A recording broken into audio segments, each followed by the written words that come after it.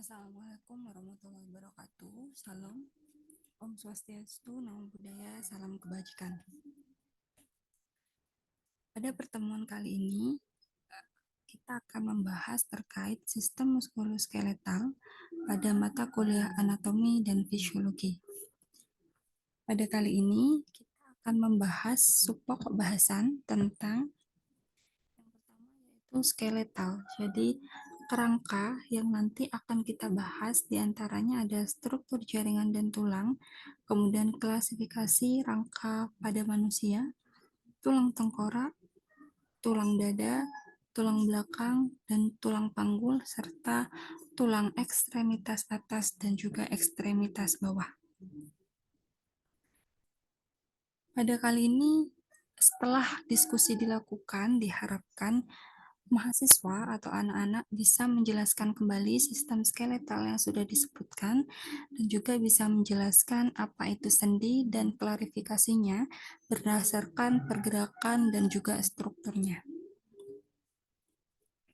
Untuk yang pertama, pada definisi sistem muskuloskeletal, ini merupakan suatu sistem yang di dalam tubuh manusia itu terdiri di antaranya ada tulang, otot, kartilago, ligamen, tendon, kemudian faskia, bursae, dan juga persendian. Sistem muskuloskeletal ini mempelajari ilmu tentang rangka dan juga otot yang ada di dalam tubuh manusia. Pada definisinya, kartilago biasanya disebut dengan tulang rawan atau biasanya ada di jaringan ikat. Sedangkan ligamen adalah jaringan yang menghubungkan tulang, kemudian sendi dan juga organ. Berbeda dengan tendon yang hanya menghubungkan jaringan pada bagian otot dan tulang. Sedangkan pada bagian faskia, ini disebut dengan jaringan yang menghubungkan dan menahan setiap organ, kemudian pembuluh darah, tulang, serabut saraf, dan juga otot. Di dalam rangka manusia, 40%-nya adalah otot rangka dan 10% lainnya berupa otot polos dan juga otot jantung. Sistem ini menggambarkan bagaimana tulang lainnya dan serat otot lainnya itu bisa melalui jaringan ikat serta memberikan stabilitas pada tubuh. Dengan adanya sistem muskuloskeletal ini memungkinkan adanya gerakan, tulang-tulang yang berbeda bisa dihubungkan oleh persendian, serta otot bisa berkontraksi untuk menggerakkan tulang yang menempel pada sendi. Ini beberapa contoh gambar. Untuk yang nomor 1 ini adalah contoh dari tulang rawan. Kemudian yang nomor 2 itu contoh dari otot yang ada di tubuh manusia. Yang ketiga ini contoh dari kerangka atau rangka. Yang keempat ini adalah contoh dari ligamen. Kemudian yang kelima ini adalah contoh dari persendian. Kita masuk ke bab skeletal atau kerangka. Fungsi skeletal sendiri atau fungsi rangka itu sendiri yaitu yang pertama untuk memberikan bentuk pada tubuh, yang kedua untuk memungkinkan adanya pergerakan dalam tubuh, yang ketiga menghasilkan darah untuk tubuh, kemudian yang keempat untuk menyimpan mineral. Pada bagian rangka tubuh manusia, di sini dibagi menjadi beberapa bagian. Jadi yang pertama bagian atas itu adalah rangka kepala atau biasa kita sebut dengan tulang tengkorak. Sedangkan nomor 2 ini adalah rangka badan. Kemudian yang ketiga adalah bagian dari rangka ekstremitas atas. Dan bagian yang keempat itu adalah tulang ekstremitas bawah.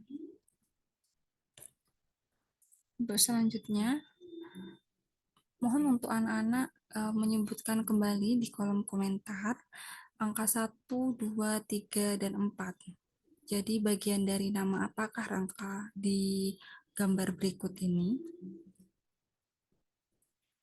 Kemudian yang kedua, kita akan mengenali bagian dari sistem rangka yang ada di tubuh manusia.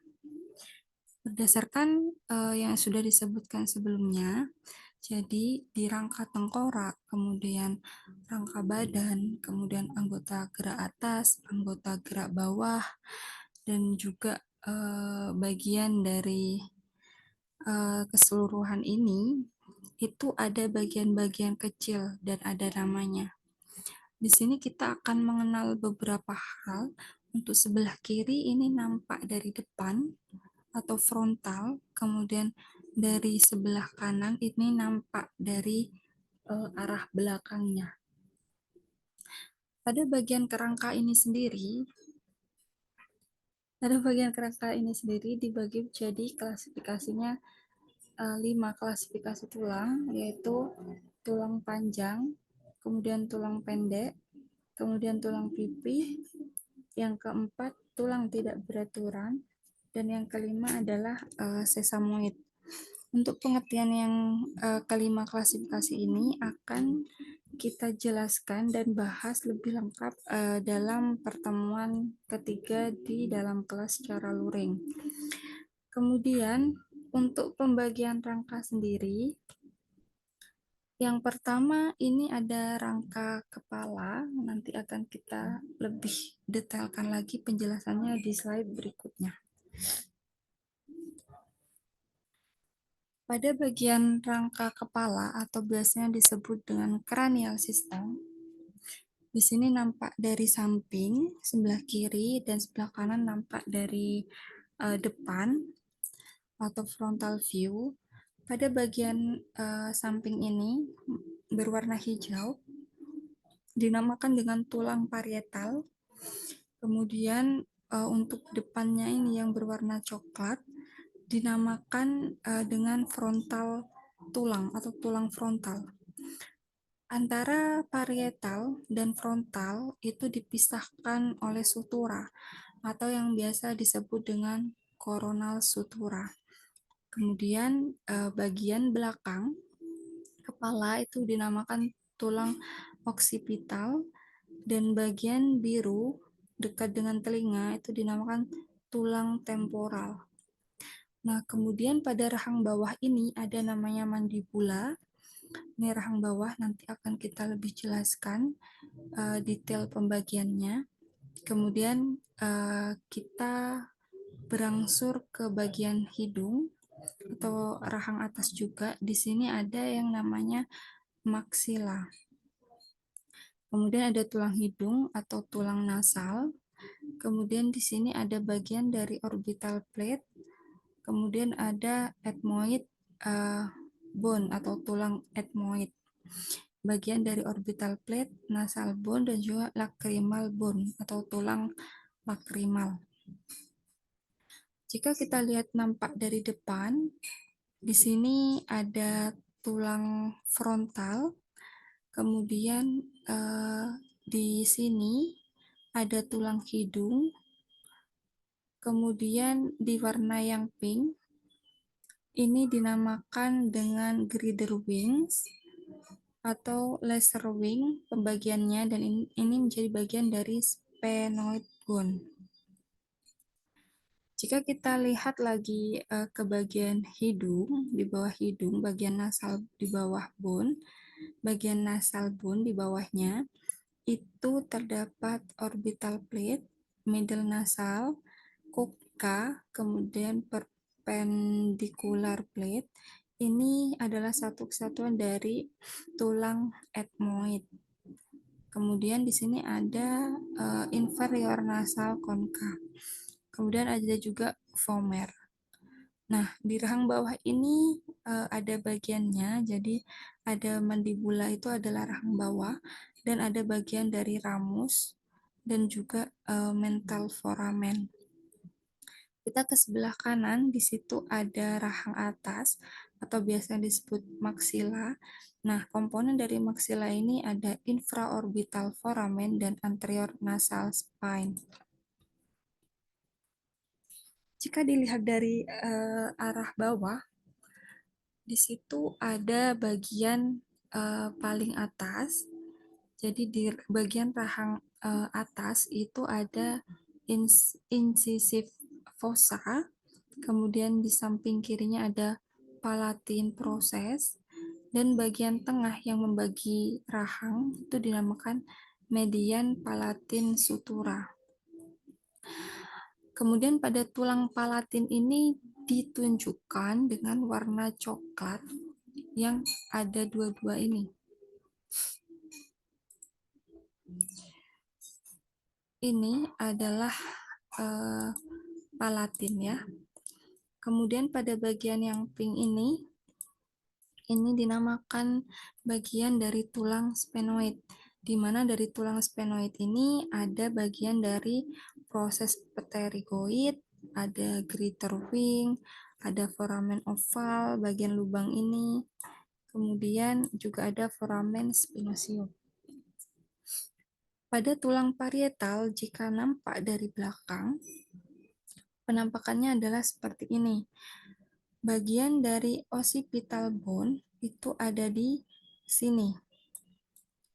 Kemudian dari tulang occipital ini adalah pembagiannya ada hypoglossal canal, occipital condyle, kemudian condyle atau condyle bacanya, kemudian foramen magnum, external occipital crest, external occipital protuberans.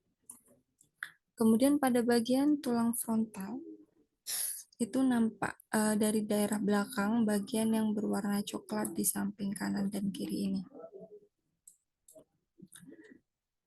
Pada bagian tulang temporal, di sini ada zygomatic process, ada mandibular fossa, kemudian ada bagian eksternal acoustic meatus, kemudian bisa diperhatikan di titik-titik pembagian ini adalah bagian dari temporal bone, di mana titik ini dinamakan dengan styloid process, kemudian ada carotid canal, ada petrus temporal, kemudian juga ada jugular fossa dan mastoid foramen.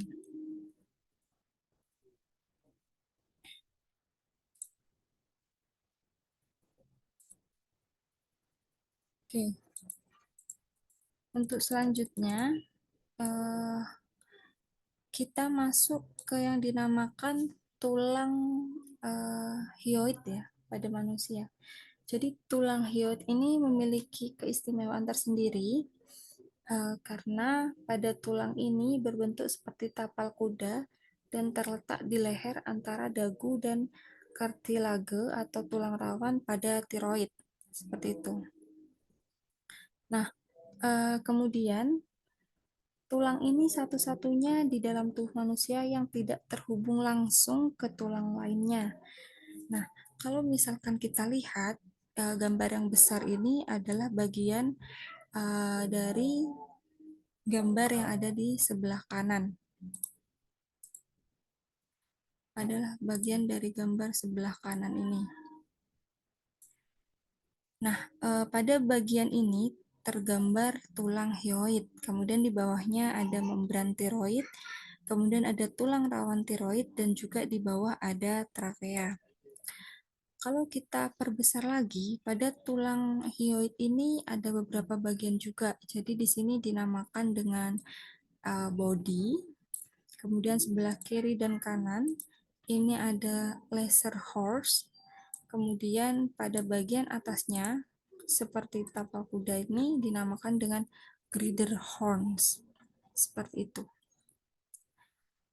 Untuk selanjutnya kita ke bagian rahang bawah. Pada bagian rahang bawah, ini rahang bawah dinamakan juga dengan mandibula. Jadi tulang ini adalah tulang wajah yang terbesar dan terkuat, bentuknya seperti tapal kuda yang fungsinya untuk menahan kumpulan gigi bawah. Mandibula ini terdiri dari badan atau biasa dengan disebut body di daerah ini, kemudian bagian sini disebut dengan ramus. Nah, pada bagian body ini biasanya dinamakan dengan anterior, bagian horizontal. Kalau bagian ramus ini ada dua bagian sebenarnya pada mandibula. Jadi ada yang menonjol tegak lurus ke atas. Kita akan membahas satu-satu di sini. Pada bagian badan ini ada superior alveolar. Jadi di sini ada alveolar proses. Nah, di bagian sini ada 16 sukat untuk menahan daerah gigi bawah. Kemudian ada wilayah inferior tempat perlekatan otot digastrik. Nah, bagian sini juga ada mental foramen. Kemudian ada juga mental protuberans atau biasa disebut dengan chin gitu ya.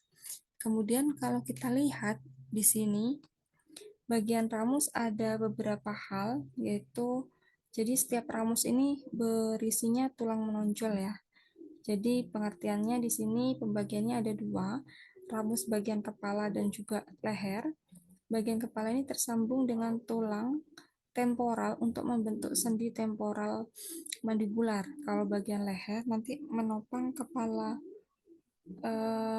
di tempat lain, kepala ramus dan tempat perlekatan otot gitu ya. Jadi kalau dalam ramus ini ada istilah proseus chronodeis. Jadi di sini ada proseus chronodeus itu tempat pelekatan otot temporalis. Kemudian bagian rahang bawah ini di sekitar sini itu dinamakan dengan submandibular. Dinamakan dengan submandibular fossa. Kemudian di atasnya bagian submandibular fossa itu ada sublingual fossa. Kemudian bagian atas ini ada coronoid proses. Kemudian bagian sini ada condylar proses. Oke, kita lanjut ke slide selanjutnya. Nah, pada bagian ini adalah membahas tentang span atau tulang belakang ya. Nah, pada tulang belakang ini terdiri dari 33 ruas. Jadi dibagi atas cervical vertebrae atau tulang leher. Jadi di tulang leher ini ada 7 ruas. Kemudian ada tulang di sini torak ya. Torak atau torakal disebut tulang punggung ini ada 12 ruas. Kemudian ada lumbar. Bagian lumbar di sini. Kemudian di sini ada sakrum. Kemudian ada koksik atau koksigis. Sakrum dan koksigis ini adalah disebut dengan tulang kelangkang ya, seperti itu. Nah, pada ruas tulang belakang di sini nampak dari samping, depan dan juga belakang. Pada ruas C1 dan juga C2 sampai dengan C7 ini biasa disebut dengan tulang leher atau cervical. Ruas C1 disebut dengan atlas, kalau ruas C2 disebut dengan aksis ya. Nah, C1 dan C2 ini memungkinkan leher dan tengkorak untuk bisa bergerak. Kemudian pada ruas T1 dan juga sampai T12 ini, jadi dari T1 ini sampai ke T12 ini dinamakan dengan tulang toraks ya atau tulang punggung. Dia memiliki 12 ruas. Kemudian pada bagian ruas L1 ini sampai dengan L5. Nah, bagian ini disebut dengan tulang sakral atau sakrum. Nah, tulang ini oke.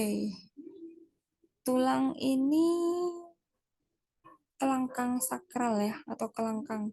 Jumlah ruasnya ada 5, namun pada orang dewasa kelima ruas ini berfusi menjadi 1.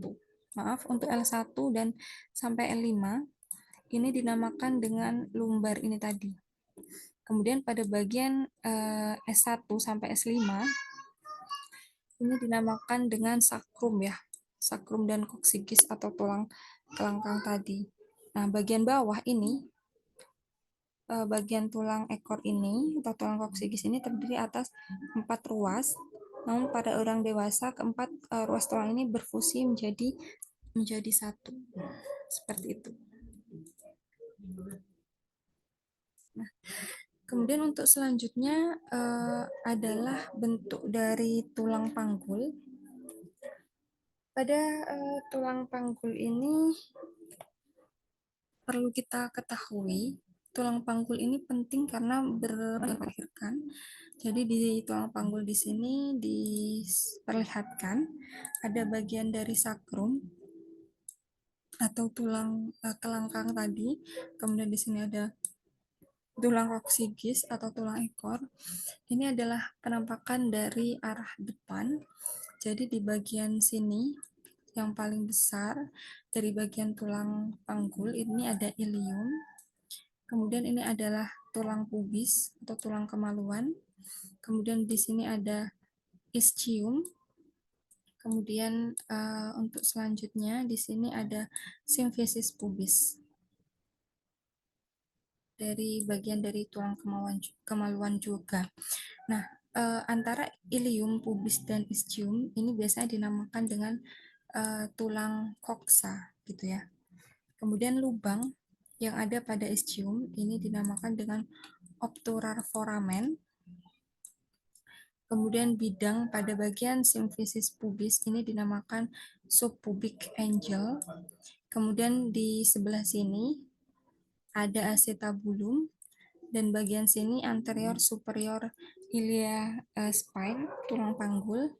Kemudian di sini ada bagian dari sacroiliac joint.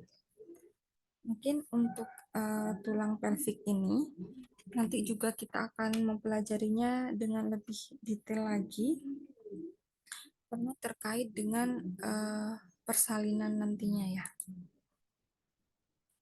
Baik, untuk selanjutnya mohon anak-anak berpartisipasi menyebutkan kembali nama-nama dari tulang yang ada di gambar berdasarkan hurufnya. Silahkan mengomentari nomor 1 sampai dengan nomor 12 pada kolom komentar. Sebutkan nama dari tulang-tulang berikut. Sehingga nanti ada dua, dua, dua tulang yang harus dituliskan berdasarkan nomor yang sudah tertera pada gambar.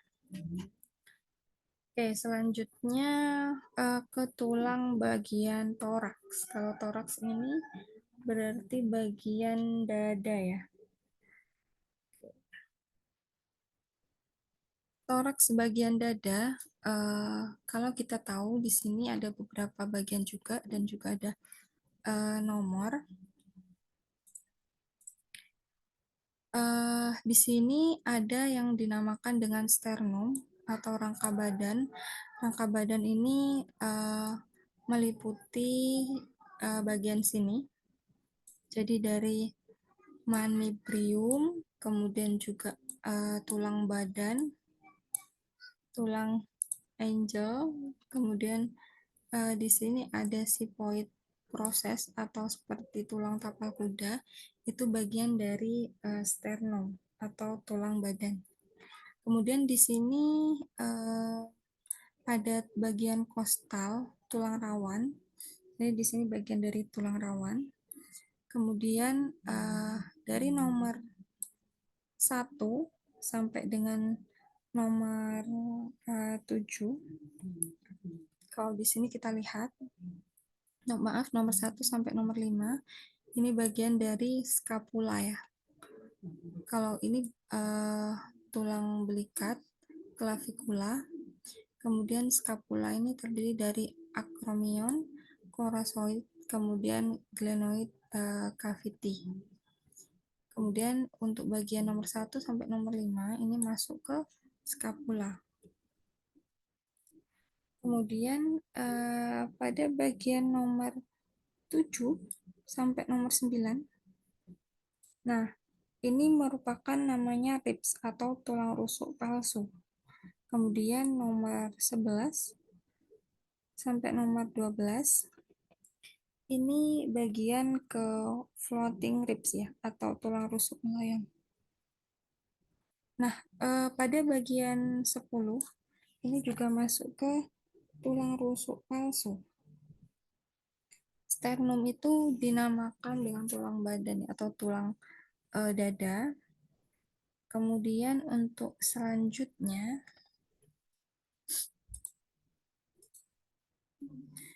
kita masuk ke bagian tulang ruas tulang jari tangan dan juga jari kaki. Pada jari tangan ini, ada beberapa bagian. Jadi di sini ada bagian dari tulang phalanx, jadi tulang jari tengah. Kemudian ada distal phalanx. Kemudian di sini bagian sini ada proximal phalanx. Kalau kita baca phalanx, kemudian di sini ada tulang sesamoid. Nah, sesamoid itu di sini. Kemudian di sini ada trapezium, ada trapezoid, kemudian ada scapuloid, ada lunate, kemudian triquetrum, pisiform, dan hamat. Pada selanjutnya kita kembali ke ruas tulang jari. Pada ruas tulang jari hampir sama seperti pada ruas tulang tangan. Jadi di sini ada bagian tulang phalanx. Jadi kalau yang tengah ini dinamakan middle phalanx, kalau yang bawah ini dinamakan distal phalanx. Kemudian bagian sini ada proximal phalanx. Kemudian di sini ada tulang metatarsal. Nah, bagian sini dari warna biru, ungu sampai oranye dinamakan dengan tulang phalanx ya. Dan di bagian atas 3 ini tadi. Nah, kemudian di bagian sini ini ada navicular. Ada navicular. Kemudian setelah itu di sini ada cuboid. Oke, di sini ada cuboid ya. Kemudian ada transverse tarsal joint. Jadi ini yang bergaris merah. Yang bergaris merah ini tarsal joint.